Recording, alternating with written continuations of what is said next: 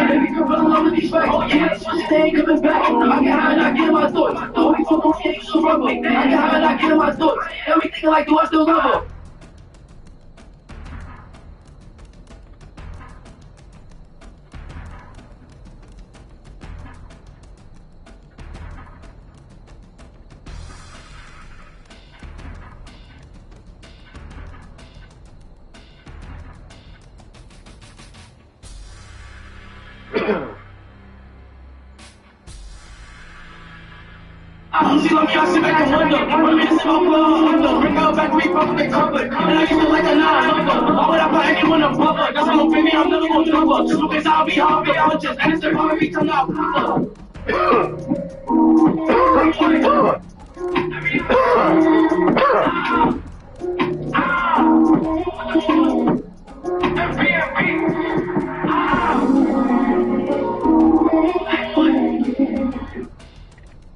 Okay, sometimes soap is just soap.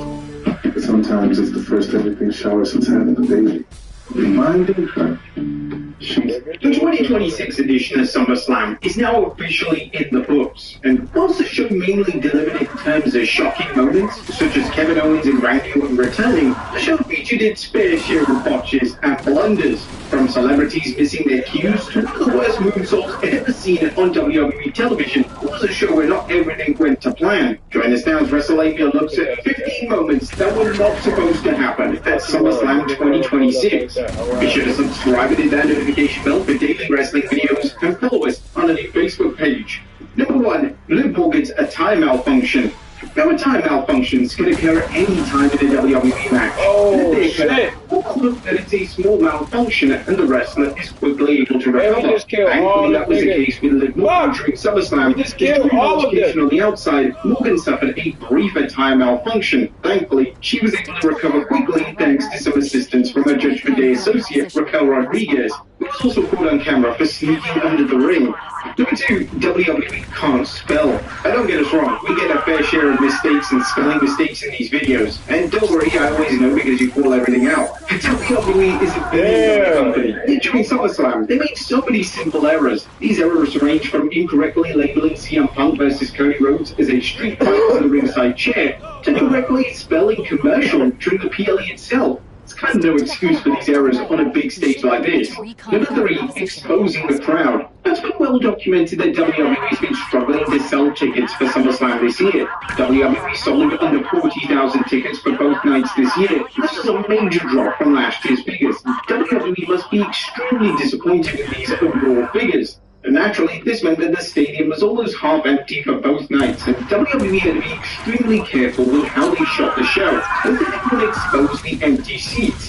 The empty seats were seen at certain points of the show, yet WWE did a moderately decent job in hiding their poor attendance. However, there were points in the PLE where the empty seats would ultimately be exposed when fans in attendance took to their social medias to share photos of the crowd and to make WWE look terrible. Even at one point when WWE was having an advertisement for their LGN series, the camera was in an awkward position and you can see the topping in the back. Obviously, somebody got the memo right there and then to pan away from it, as they panned away just after that. And while SummerSlam is in WrestleMania, it's still one of the biggest PLEs of the year, and there's no excuse for barely being able to fill half the stadium at this stage.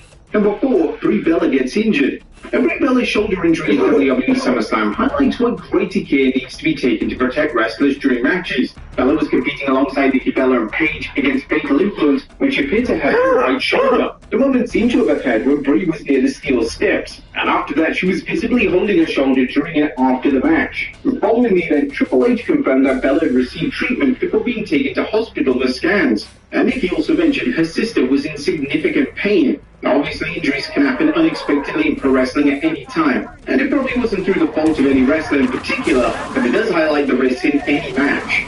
Number 5, NWE. And Nick Aldis is, of course, former NWE World Champion. Yeah, for whatever reason, the WWE commentator Michael Cole will be announcing the phrase NWA. Cole would say NWE during his commentary for Aldis versus Gunther. And this is definitely a slip of the tongue that would have landed cold in hot water in the old era of WWE. You can just imagine it now, Vince screaming down the headset as Cole is trying to rectify the mistake.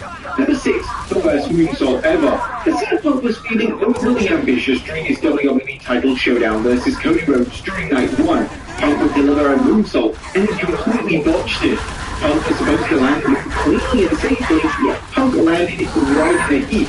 It's unclear what was wrong with him, yet it led to an incredibly awkward moment, as Rhodes clearly wasn't sure what to do, as he didn't get hit at all. In fact, the only person who didn't get hit was John Cena. Even Michael Cole was confused with how to address the move on commentary. Now, whilst it's appreciated that Punk is trying out new and rare moves that he doesn't normally do, there's just no need to do this at this stage of his career. And it's a miracle he didn't come out of SummerSlam with a serious injury.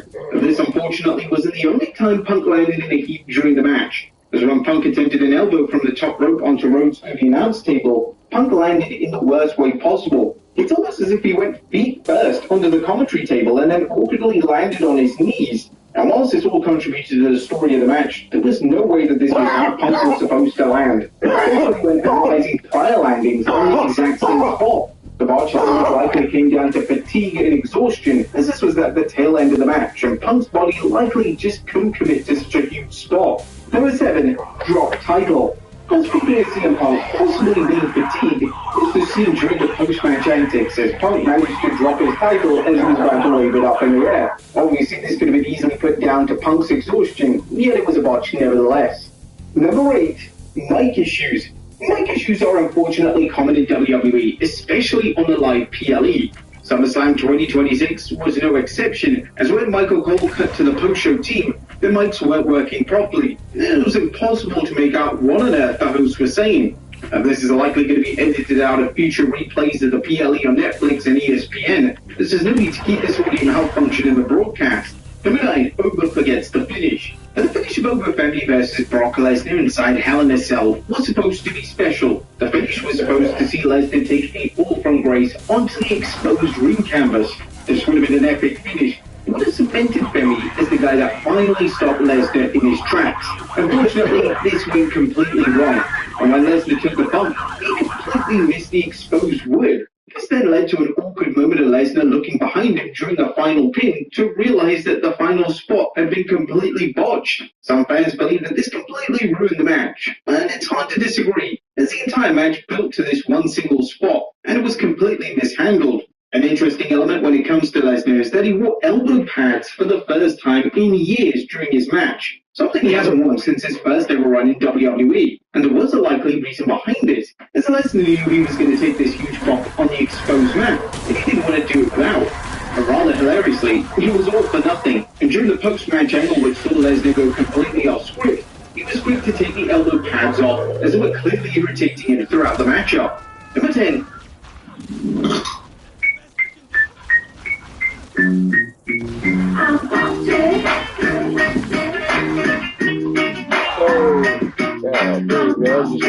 Sammy didn't kick out. What also was fantastic to see Kevin Owens return at SummerSlam. This return was almost an utter disaster, as the match finish was almost botched. During a pin attempt from Finn Balor, the scripted spot was that Gunther would break up the spot, yet he completely missed his cue. It has been debated whether or not the referee hit the 3 count, and the fact that he looked over to the timekeeper suggests that he was about to call it as a legitimate shoot and crown Balor as the winner. WWE went through a period of calling every match finish as a shoot, meaning that if a wrestler failed to kick out, the referee would have to call it as such. It's unclear if this is still the practice in the TKO era, but it looks like the game is more in favor of keeping things as initially intended.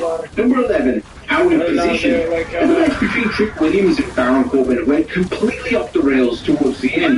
The scripted spot was supposed to see Corbin run against the ropes, only for Rafa to hit him with a kendo stick.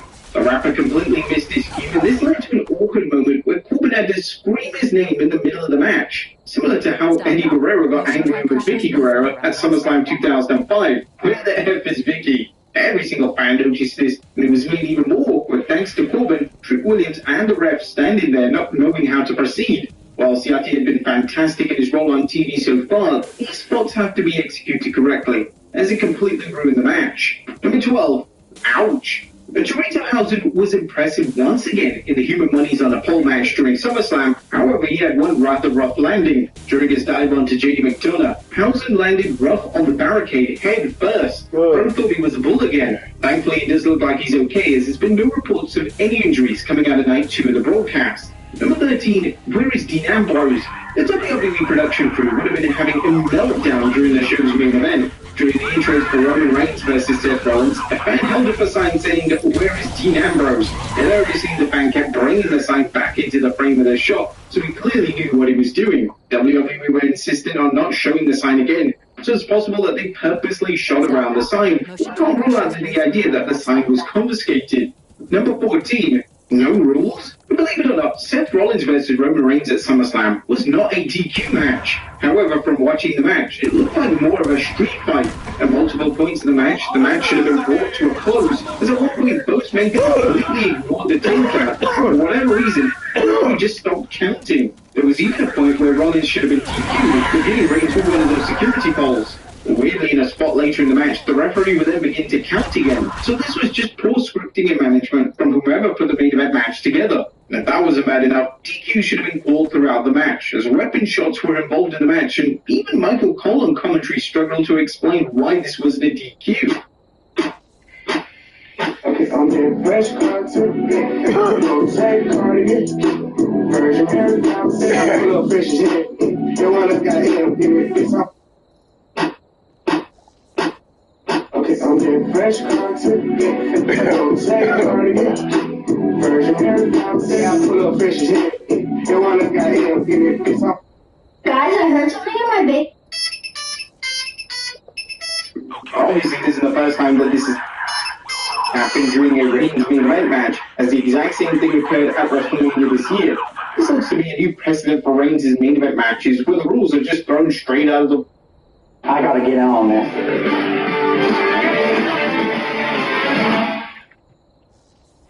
Are you thinking about buying Bitcoin but don't know where to start? Bitcoin plus ATMs.